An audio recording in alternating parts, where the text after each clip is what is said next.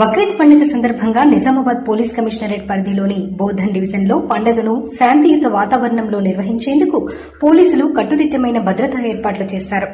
ఈ నేపథ్యంలో బోధన్ పట్టణంలోని నర్సీ రోడ్ ఈద్గా వద్ద ఏర్పాటు చేసిన బందోబస్తు ఏర్పాట్లను Nizamabad police commissioner CP Sai Chaitanya IPS ప్రత్యక్షంగా పరిశీలించారు.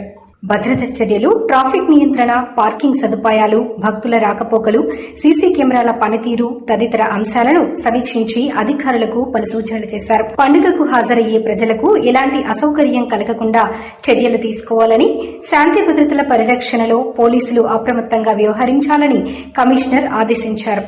ప్రజలు పరస్పర సహకారంతో పండుగను సామరస్య వాతావరణంలో జరుపుకోవాలని, అనుమానాస్పద వ్యక్తులు లేదా సంఘటనలు గమనించిన వెంటనే పోలీసులకు సమాచారం అందించాలని సూచించారు.